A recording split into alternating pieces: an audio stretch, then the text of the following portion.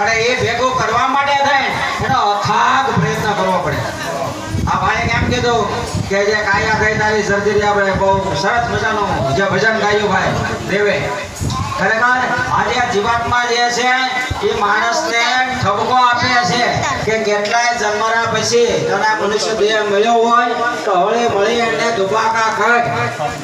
ઋષિમુનિઓ સતત પ્રયત્ન કરતા રહેલા છે પોતાના ઘર બહાર તજીને, જેને કહેવાય છે કે ઘર બહાર તજીને અને ભગવાનનું ભજન કરે છે અને પોતાને જે જીવનનું જે છે ખાતર કરી નાખે અને ચારા વિચારો ટકાવવા માટે થઈ.